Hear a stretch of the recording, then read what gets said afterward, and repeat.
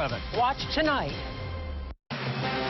Now, Channel 11 News starts with severe weather Team 11 coverage. Good afternoon, everyone. Doppler 11 radar tracking rain right now. Look at that. That rain, it's going to change over to snow this afternoon, and some snow is already falling in the northern counties. Yeah, closer to Pittsburgh, snow just in time for the evening rush hour. Meteorologist Scott Harbaugh pinpointing the neighborhoods that will see that snow first. Yeah, we're up into Venango County, already picking up some flakes of snow mixing in with the rain. Live storm tracker Doppler 11 radar showing quite a bit of rain, and some of that rain fairly moderate in and around the Pittsburgh area right now. But you head up into Venango County, look at the pink and the gray starting to mix in, so there is some snow starting to mix in off to the north. Here are the temperatures. Franklin's down to 35 now, Youngstown 37. That colder air going to continue to press to the southeast, and as it does, it's going to change that rain over to snow. Into the Pittsburgh area probably just after 3 o'clock, but notice the air temperatures are still above freezing. That means there will not be a lot of sticking this afternoon. We got to get those air temperatures below freezing, get the sun down, and cool off the roadway. So I'm updating Storm Tracker to pinpoint when those temperatures drop down below freezing and where you could expect some icy patches by later this evening. Updated timing with Storm Tracker coming up in about 15 minutes. All right, thanks so much, Scott. And be sure to check out the WPXI streaming app. We're going to have constant updates on the forecast. You can find it right now on Roku, Amazon Fire, and Apple TV just by searching WPXI. A scare at a local school. Firefighters were called to Harrison Middle School in Whitehall, and students were evacuated. Channel 11's Liz Kilmer is live at the middle school with that story new at noon. Liz? Hey guys, well, students were at the very least diverted from here to the high school. We're right now working to find out what exactly happened, but we do know that there was an issue with the boiler. Now, first responders are no longer here, but we can see it looks to be utility crews or maybe HVAC workers. But let's show you what we saw earlier this morning. Our cameras were there as several fire officials and police officers responded to J.E. Harrison Middle School here on Windvale Drive in the Baldwin School District. We also saw utility workers checking out the problem at that same time, reported here with the building's boiler. Now, because of it, buses were redirected to Baldwin High School. Parents who drive their cars were asked to drop, or parents who drive children in their cars, rather, were asked to drop them there, and walkers were shuttled over. We spoke with a parent of a walker who also lives nearby and saw the scene. I actually took my fiance to work, and when I came back, all of the fire trucks and everything were there, so I immediately talked to the police officer. Obviously, our house is right in front, so I talked to the police, and they kind of put me up to speed what was going on. And we are told his child and the other walkers, they're going to be shuttled back here. Now, meantime, I've reached out to a school spokesperson to find out more about what exactly happened and what the plan is moving forward for the rest of the week. As soon as we get updates, we'll let you know, and we'll have the very latest at 5. Live in the Baldwin School District, I'm Liz Kilmer, Channel 11 News. All right, thank you, Liz. And new details on a police shooting in Crafton Heights. The suspect is in the hospital, and we've learned 2 kids were in that home when the shots were fired. Police say they were forced to shoot Isa Abdus Salam when he fired shots at them last night from a home on Crucible Street. Police were called there for a domestic dispute, and when they pulled up, they say the suspect came outside and started firing shots at officers. Police fired back, hitting the man in the stomach. Neighbors told us they often hear a lot of commotion there, but last night they knew something was different. But tonight particularly, we didn't check into it. Like, we weren't as concerned until we started seeing all the cars go by and everything, and we heard a lot of yelling and screaming going on right before the police cars came. That suspect is in critical condition. Allegheny County Police say a woman and 2 kids were in the home at the time, and they were not injured. Pittsburgh Public Schools has unveiled a new equity plan. Channel 11's Mike Holden joins us live at the north side with the district's goal here. Mike? Gordon, good afternoon to you. Pittsburgh Public Schools told us within the last hour and a half there is a tremendous need for this plan. They say it's about the kids. They want those kids to know when they come to the classroom each and every day, they will be learning, and this will be done for the greater good. It is a push for change and fairness in the classroom that district leaders hope will continue elsewhere. The Pittsburgh Board of Public Education unveiled the next phase in their equity plan. The plan will help reduce what PPS says are racial disparities in and out of the school hallways. They want students to improve on academic achievements, hit milestones, and graduate from PPS ready for a successful career in the workforce. They're fine-tuning their strategic plan and focusing on board support, instructional support, monitoring progress, fair treatment in special education, and mentorship. This is something that we are taking personally and making a priority to address head-on. It requires systemic change, so what you'll notice in the plan, we have outlined 27 action steps. And they're working to implement this plan each and every day. They say it's a team effort, a collaborative effort, and we're breaking down that side of the story as well as what other folks in this community are talking about. Look for the latest starting at 5 o'clock tonight. Reporting live this afternoon, Mike Holden, Channel 11 News.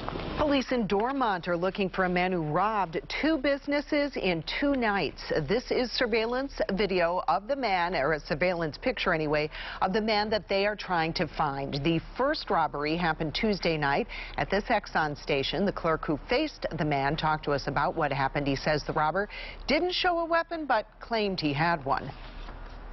Open your drawer and give me what's in there. So, you know, you kind of just obey him and do what he says. You don't want anything to go wrong that could.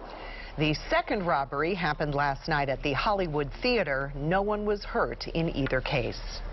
A second McDonald's worker has been charged in connection to a fight that left a man paralyzed. If you have the Channel 11 News app, you were the first to hear about the new charges.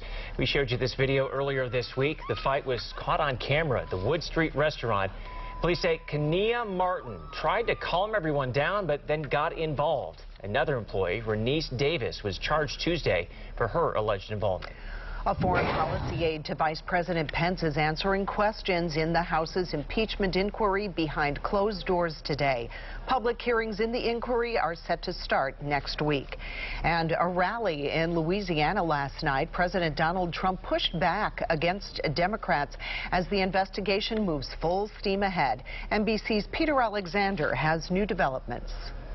News that President Trump wanted his Attorney General William Barr to defend him amid the ongoing impeachment battle.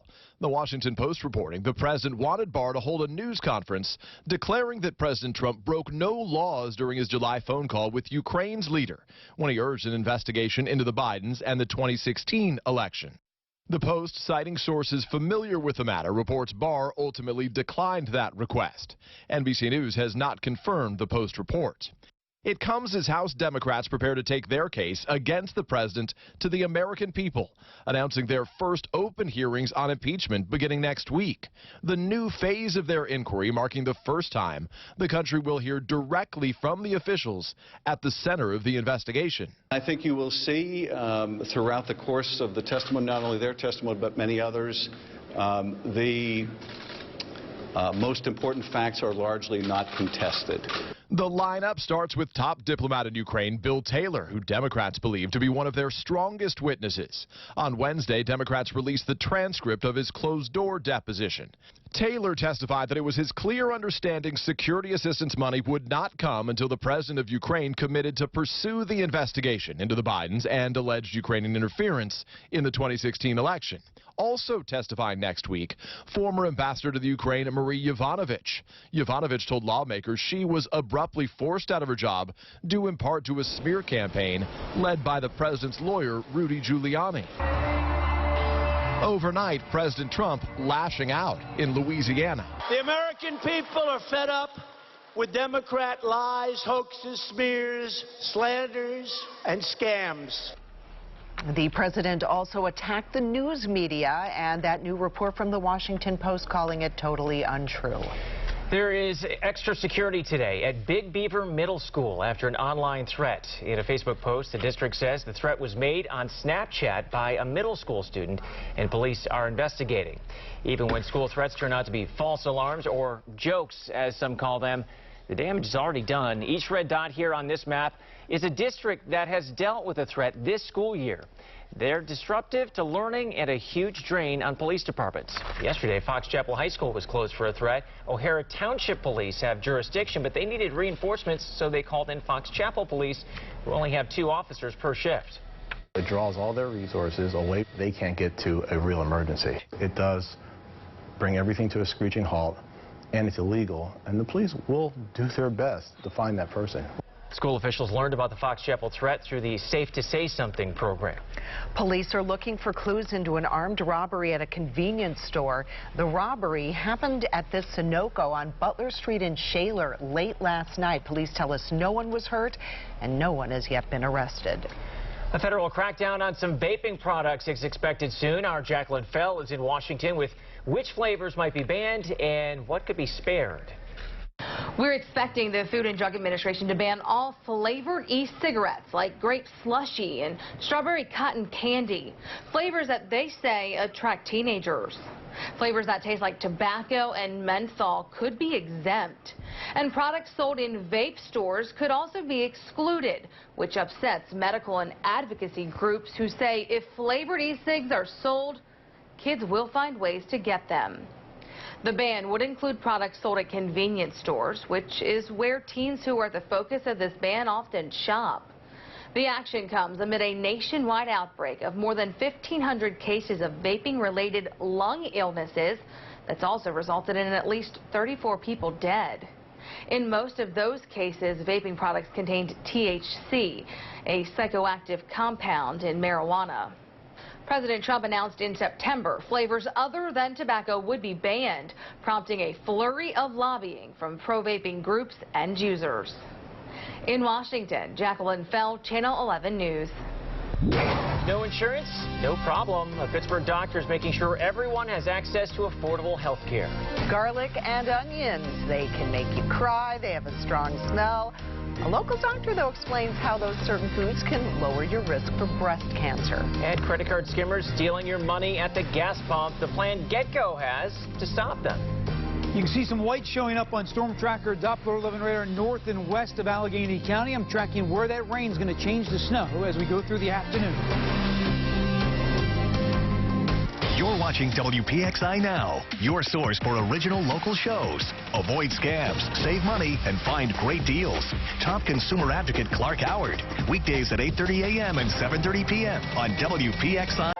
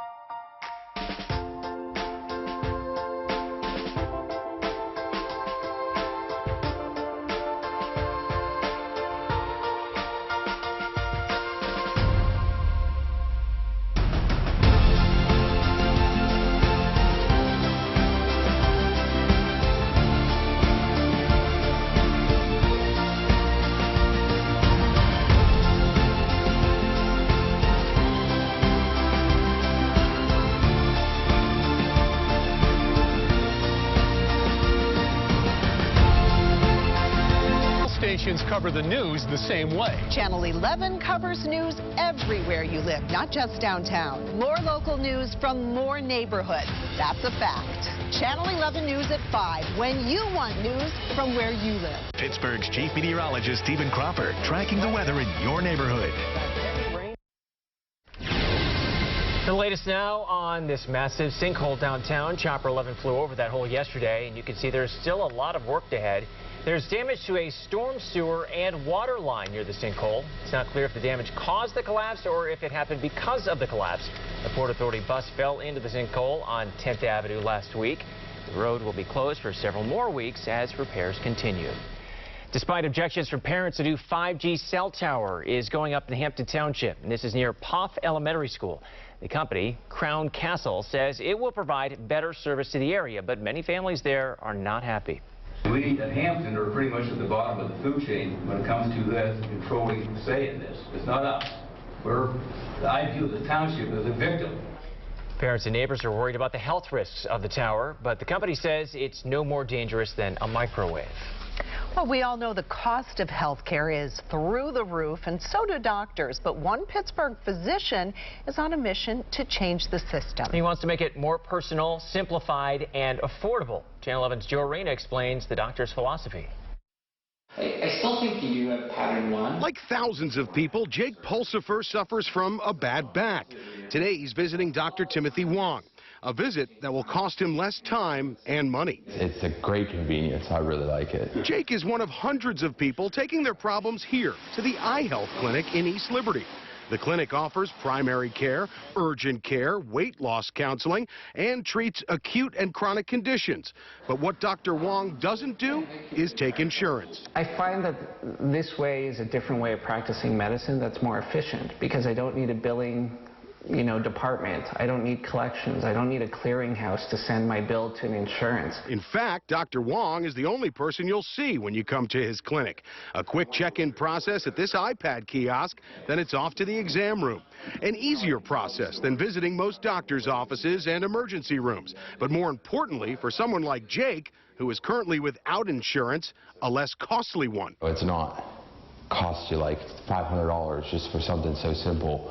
And I mean, it's cool because nobody wants to pay the insurance. And the numbers don't lie. If you have insurance and you go to your primary care provider, that visit's going to cost you about $100 on average. At Eye Health, $35. And if you don't have insurance and go to a primary care provider, that's going to run you about $130 for that visit. At Eye Health, $35. And don't forget about those hidden fees like copays, deductibles, and coinsurance. At Eye Health, there's no charge. I literally just ask the patient, hey, how are you going to be paying today? Cash, credit, debit, HSA, FSA. So I think what we've lost in healthcare is the idea of simplicity because we're making things too complicated, and that's where a lot of healthcare dollars are going because it's inefficient. In East Liberty, Joe Arena, Channel 11 News. Well, we are following a breaking situation right now in Castle Shannon, where Pittsburgh hazmat crews are working with first responders to find the source of a petroleum gas smell. Officials say an oily sheen was spotted in a waterway that runs near Library Road and McNeely Road. They believe it may be runoff from an industrial area, and they say there is now no danger to the public. A warning letter has been sent to landlords in Butler to keep their tenants in check. Our partners at Butler Radio report that nearly 50 properties are having problems with disorderly behavior. So now Butler police will be citing someone on a first offense, and if it continues, the issue will go before council. Dozens of app developers may have accessed your Facebook data without you even knowing it. You may remember those quizzes that popped up on your feed where you had to download an app to take the quiz. Well, those apps had access to some of your Facebook data, so Facebook put limits on the kind of information they could get. But Facebook announced today that up to 100 developers may have had access months after the limits took effect. Your severe weather Team 11 forecast. Live storm tracker Doppler 11 radar. We're pretty socked in with rain at this noon hour, but already starting to transition to some snow showers north of I-80. Here's live looking at downtown Pittsburgh right now. Notice the heavier rain just south and east of downtown. And here come the flakes of snow. almost to Franklin right now. Folks in Crawford County, Erie County, seeing some snow. Paul Cotton, one of my Twitter followers, just sent me a message saying his daughter said it was snowing in Bradford, but when isn't it snowing in Bradford? Good point. Bradford, the icebox capital of Pennsylvania, always getting some snow. Look at the temperatures coming down already. Franklin, 35 degrees right now.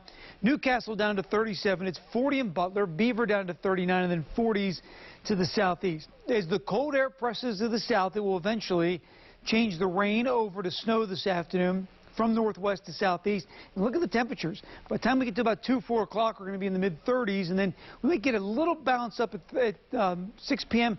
before trailing off into the low 30s by 9 and 10 o'clock tonight. Here's Storm Tracker, 1:30 this afternoon. That rain-snow line slowly pushing to the south. Should make it into Pittsburgh just about 3:30, 4 o'clock. So you folks living in Allegheny County, about 4 o'clock, a little earlier to the north of Pittsburgh, a little later to the south of Pittsburgh, you'll see some flakes of snow start to mix in. And that will continue into the evening rush. By 5 p.m., the brighter white, the steadier snow already southeast of Washington, Pittsburgh, and Kittanning. But keep in mind, temperatures are still above freezing. With roadways very warm and the temperatures above freezing, going to be hard to get anything to stick during the daylight hours, maybe on the mulch beds and the rooftops, but the streets should be in pretty good shape till we get those temperatures down closer to freezing by about 8, 9 o'clock tonight. By then, it's scattered flurries and snow showers. That's why we're not expecting a lot of accumulation. In the Pittsburgh area, less than an inch, primarily on the grassy surfaces and the mulch beds. Now, I-80 corridor, 1 to 2 inches, and this is through noon Friday. Once we start to get the lake effect snow machine to kick in a little bit, you'll start to get some bands of snow north of Pittsburgh, north of Butler, and north of Newcastle, and even into Allegheny County first thing tomorrow morning. 1 or 2 spots could get a band of snow that could cause some slick travel first thing tomorrow morning. Bitter cold day tomorrow in comparison to what it has been. Only 36 for a high, but wind chills in the morning in the teens. Rest of your 5-day forecast with your weekend always in view. And the weekend not looking bad. I think the vast majority of the daylight hours are dry. Saturday, partly sunny, 43. Showers towards sunset on Sunday, but the rest of the day, not too bad. High of 50. Rain showers changing back to snow showers on Monday in 40 degrees. Coming up next half hour, I'm going to update Storm Tracker Doppler 11 radar to pinpoint where that change line is happening in your neighborhood. Ready for winter? Always. Be prepared. Oh, yeah. Even a little bit of that snow can make our roads slick. And PennDOT is getting themselves ready to keep everybody safe. Channel 11 gets a look at how plow drivers are trained for whatever Mother Nature throws at them. I think it was a great deal. I would if I could save 30 cents. Kind of like a new program could save you 30 cents a gallon. Linking a loyalty card to your bank account, we're asking if your money will be safe. Hey, Pittsburgh, I found some great deals for you, and you're going to love them. But don't be that person that misses out. Text WPXI to 65,000 now.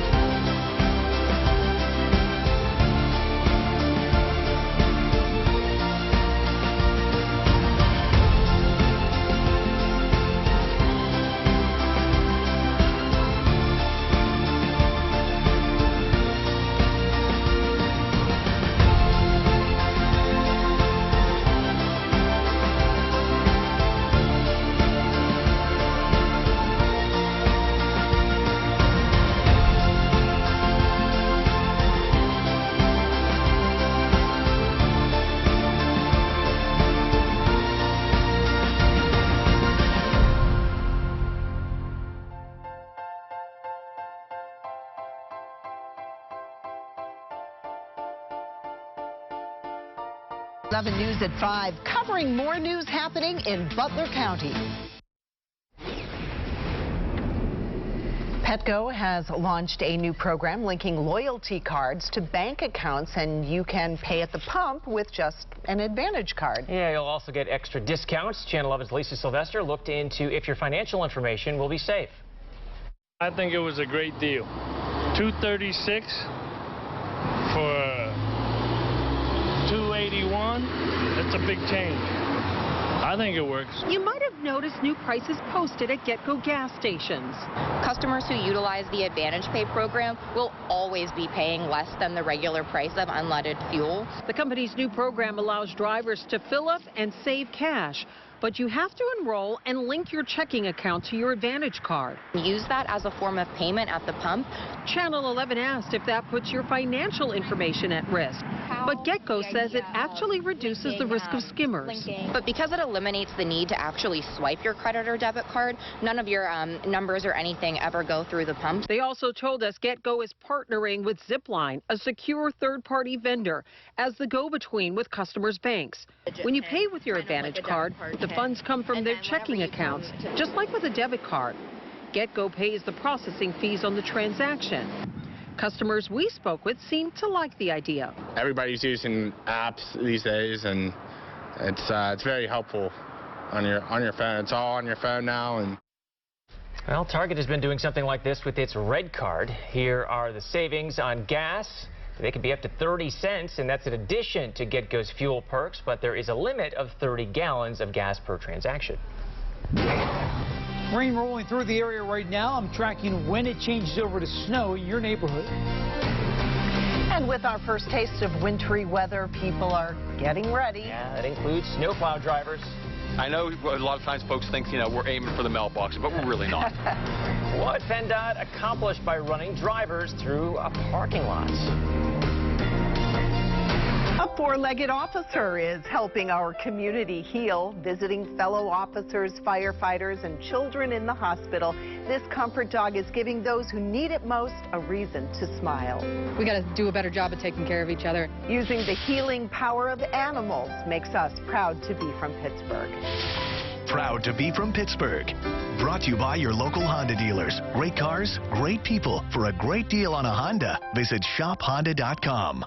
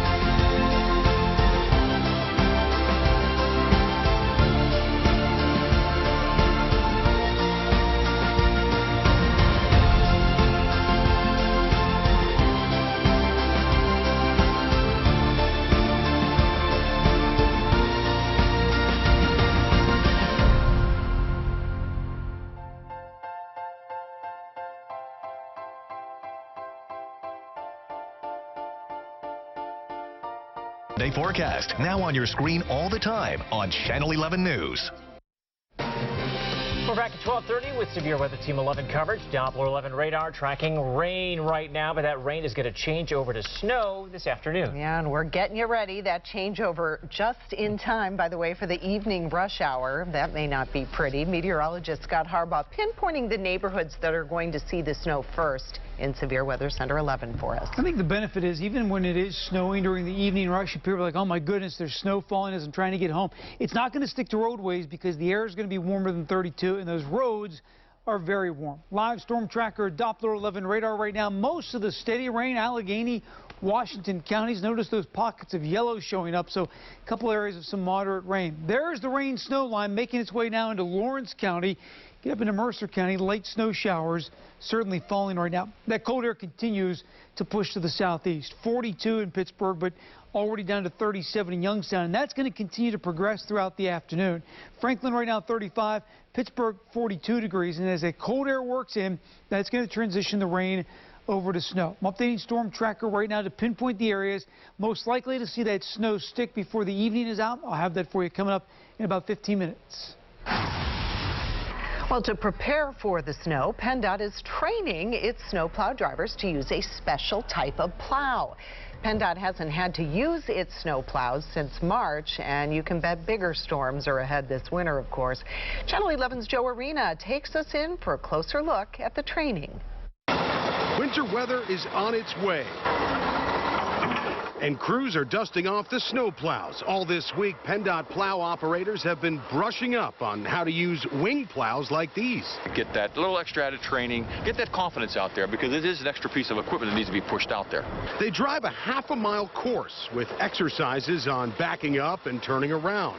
The course aims to mimic any possible obstacles plow drivers could face on the roads, like mailboxes, if they're plowing near houses. We try our best not to hit mailboxes. Yeah. I know a lot of times folks think, we're aiming for the mailboxes, but we're really not. When fully extended, wing plows are about 22 feet wide, which is why PennDOT says this training is so important. Just for them to gain some experience with, dexterity with that wing. PennDOT is still looking to hire about 70 temporary plow operators for the season, and if you're interested, we have a link to the application on our website at WPXI.com.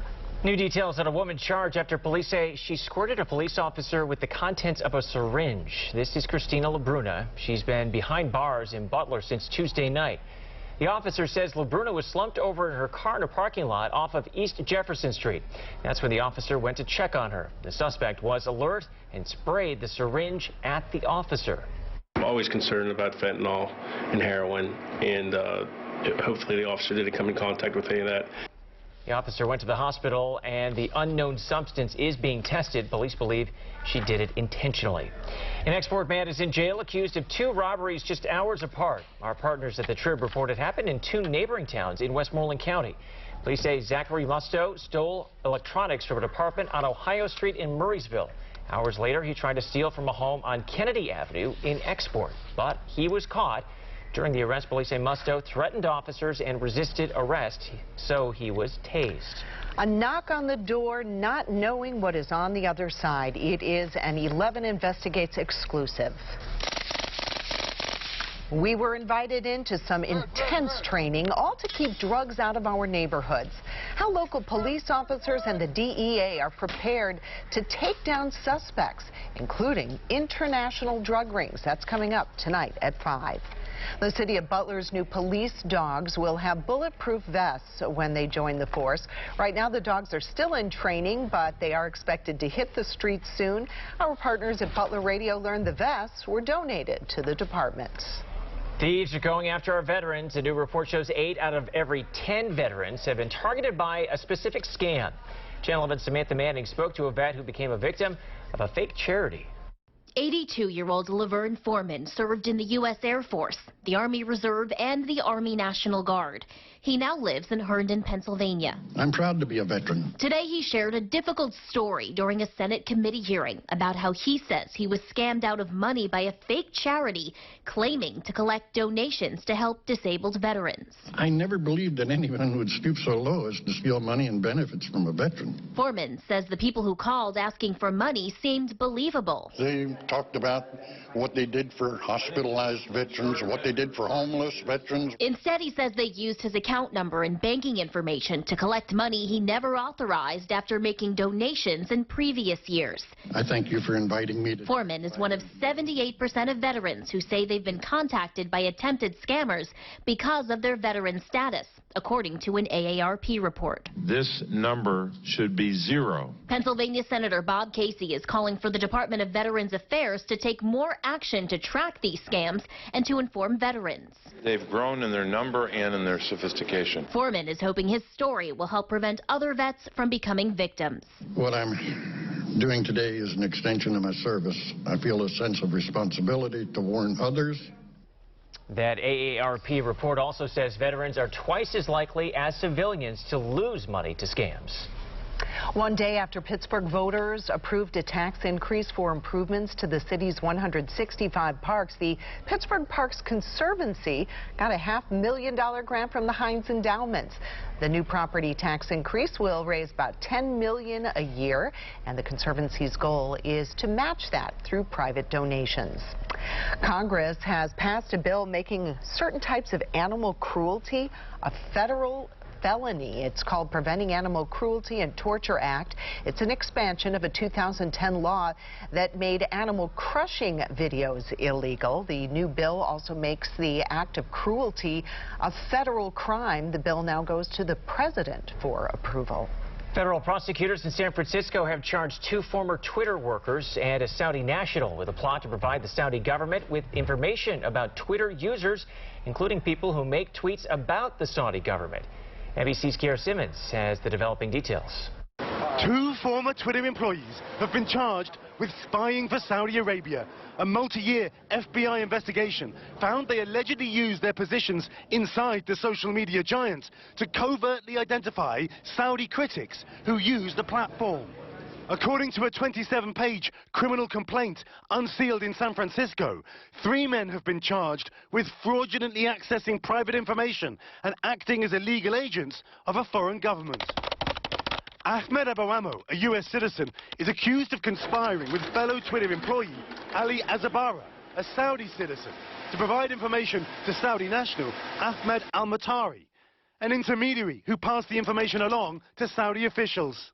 Prosecutors say the 2 employees mined Twitter's internal systems for personal information about known Saudi critics and thousands of other Twitter users. The complaint also alleges the Twitter employees provided private information like email addresses, IP addresses and dates of birth for individuals who have published posts deemed by the kingdom's royal family to be critical of the government there. Overnight, Twitter responded to the arrests, saying they have tools in place to protect user privacy. We recognize the lengths bad actors will go to try and undermine our service. Our company limits access to sensitive account information to a limited group of trained and vetted employees. And law enforcement sources tell NBC News that Abouamo, the U.S. citizen, has been arrested in Seattle and has made his initial appearance in court. They tell us the 2 others are still being sought and did not provide any information on their whereabouts. Kier Simmons, NBC News, London. There's no doubt the old adage, you are what you eat, is a little true. And what you eat plays a big role in our health. And a new study is suggesting that certain foods can actually drop your risk of breast cancer. We take a closer look at the foods showing the biggest impact. And it's a sign of the season, the Salvation Army bell ringers. The new twist this year that will make it easier for you to give.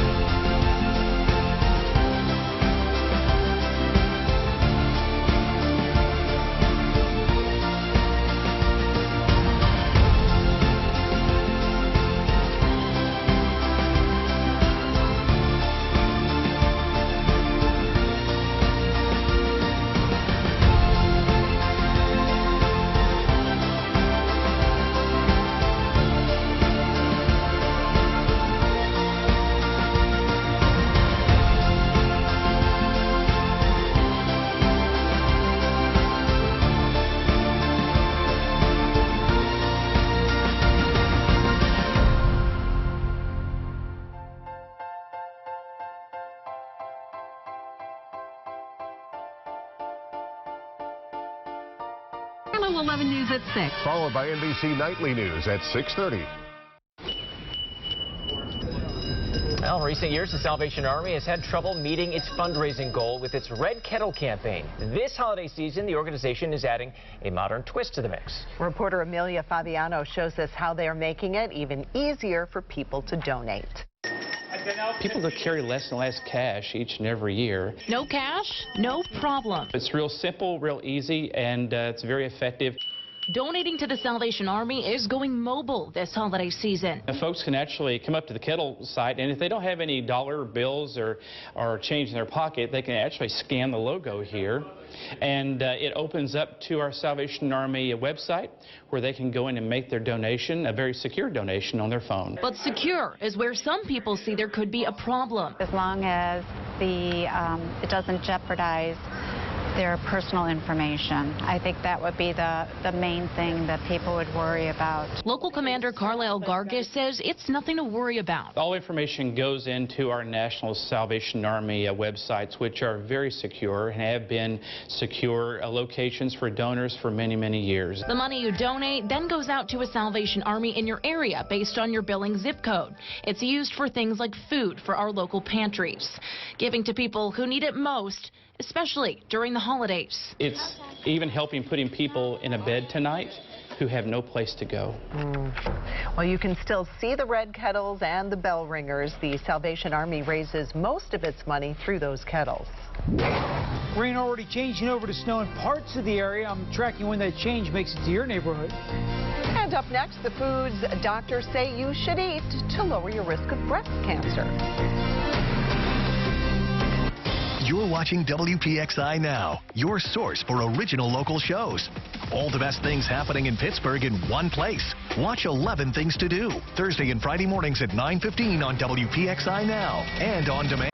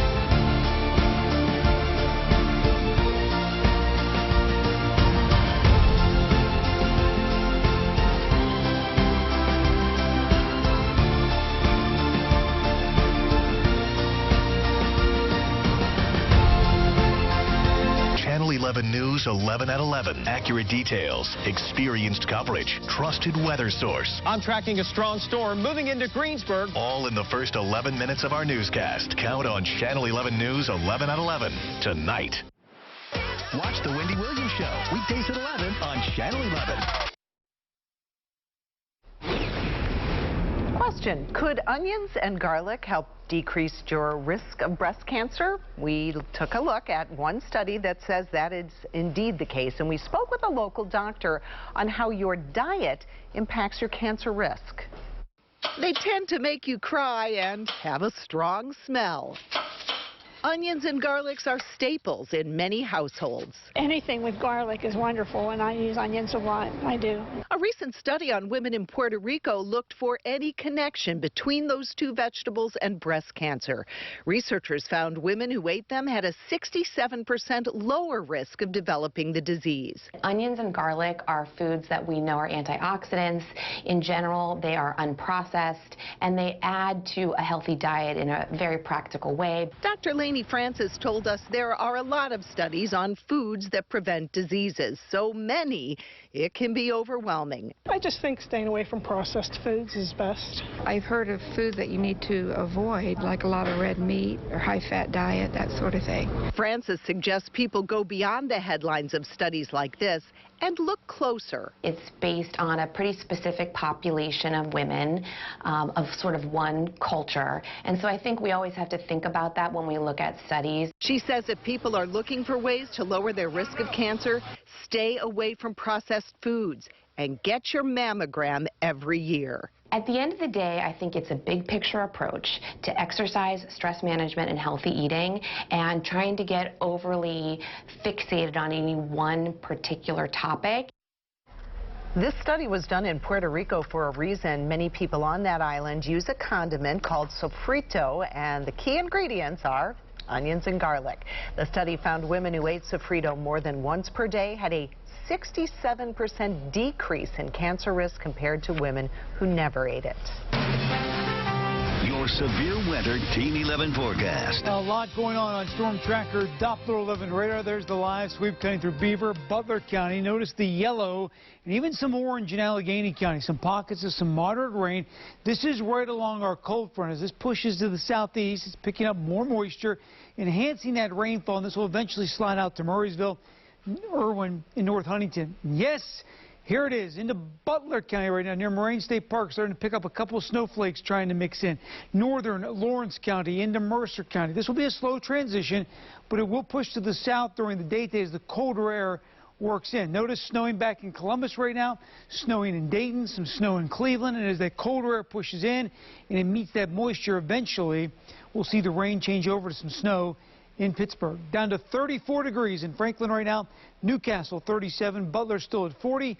Pittsburgh right now currently at 41 degrees, and Morgantown at 46 degrees. So weather in a word today, snow. Not that we're going to see a lot of snow, but for many folks it's the first taste of snow so far this season. Here are the impacts throughout the afternoon and into the evening. Rain will slowly transition over to snow as temperatures fall through the 30s. Here's the good news. Temperatures don't go below 32 degrees until about 8 o'clock tonight. That means whatever falls this afternoon with the very warm ground and the air temperature above 32 degrees is not going to stick. Any accumulation will generally be light and through this evening, primarily mulch beds, grassy surfaces, rooftops. Overnight tonight, as the temperatures drop into the 20s, then we could get some icy areas, and then when we get some snow flurries and lake effect snow showers, then we could get a little sticking to some of the roadways overnight tonight. Light stuff, but enough to slicken things up by tomorrow morning. Here's Storm Tracker, 2 p.m. that dividing line right through Newcastle and Butler, and then watch it push slowly to the south. By 3 p.m. that line still north of Pittsburgh. So into the Pittsburgh area by about 4 or 5 this afternoon. And notice even at 5 o'clock, it's going to be a mix of rain and snow in the Pittsburgh area before finally this flushes through and colder air starts to work in. This is why I'm not expecting much, if any, accumulation through the evening hours. Then overnight tonight, we'll start to get those lake effect snow flurries and lake effect snow showers. As the temperature drops below freezing, then we could pick up some icy spots. Total snowfall accumulation through noon tomorrow, generally less than an inch, and most of that will be on the grass. Up along the I-80 corridor, southeast into the mountains, could pick up 1 to 2 inches of snow. So not a big snowmaker, but just enough to remind us that we are heading toward that winter season. 5-day forecast with your weekend always in view. A couple snow showers and flurries tomorrow. 36 for the high temperature. And again, watch out for some icy patches on your way to work and school tomorrow morning. Saturday, partly sunny, 43. Next system moves in late Sunday with some rain, changing over to some snow showers late in the day. Monday with falling temperatures in the 40s. Guys? Walmart is expanding its grocery delivery service. You can pay $98 a year or $13 a month for unlimited grocery delivery orders. You can also buy non-grocery items like toys. Delivery Unlimited will be available in more than half the country by the end of the year. If you're a teacher or other public service worker paying down student loans, you may have a way out. Our consumer advisor, Clark Howard, has more on a law that is getting overlooked.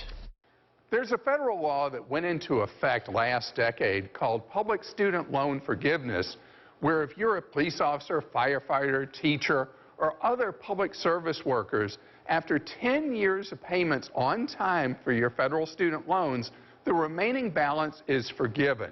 In fact, only a teensy tiny percentage of those that are eligible for loan forgiveness are actually being approved for it. There are contractors working for the federal government who have either been misleading or lying to students so they can collect more student loan payments. Almost nobody's getting forgiveness. You cannot trust the U.S. Department of Education's contractors for whether or not you're on track for your loan forgiveness.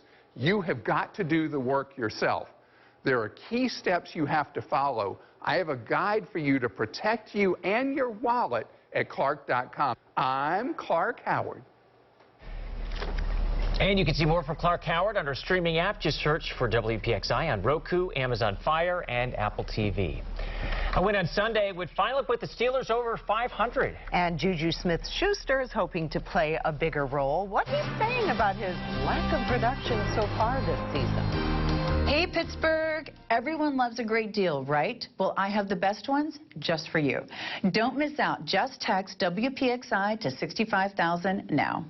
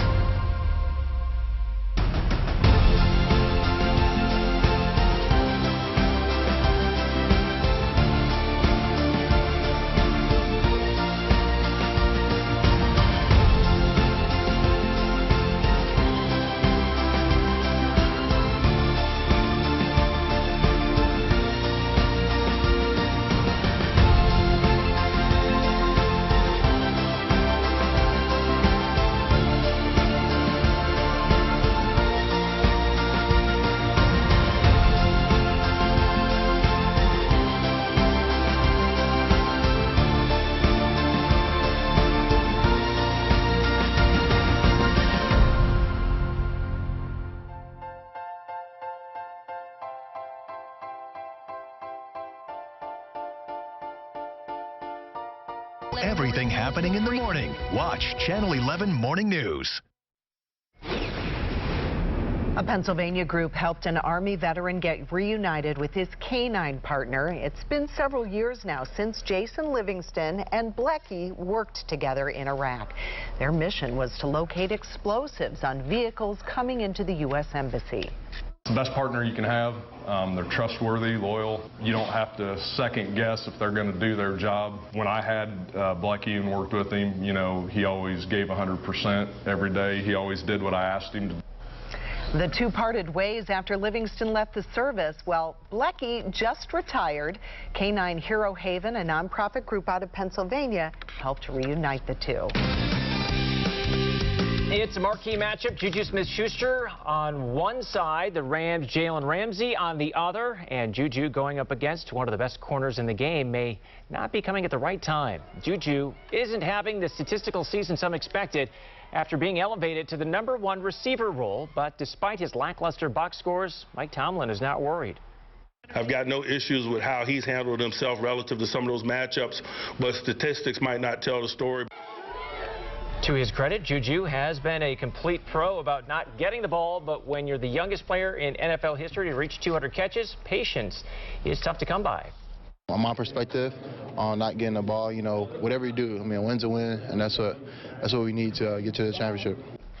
Through 8 games, the numbers between this year and last are drastic. 33 catches so far this year compared to 53 by this time last year. When he was asked how he plans to get more involved, Juju said that you just have to throw him the ball. Next chance is Sunday at 4:25 against the Rams at Heinz Field. It is a beautiful day in the neighborhood. Sure is. And this morning, the Children's Museum kicked off its annual Mr. Rogers Neighborhood Sweater Drive. Mr. McFeely joined students from Pittsburgh Public Schools and the Children's Museum to start the drive. They're collecting sweaters for families in need across our region. The donated sweaters will be distributed the week before Christmas. Love it. Well, that's all for Channel 11 News at noon. Our next newscast comes up tonight at 5 o'clock. Thanks for watching. Have a great day.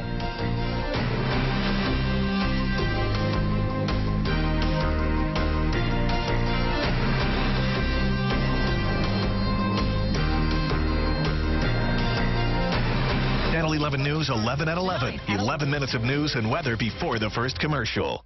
Not all stations cover the news the same way. Channel 11 News covers stories in every local neighborhood. Greensburg, Ross Township, Washington. Some stations concentrate their coverage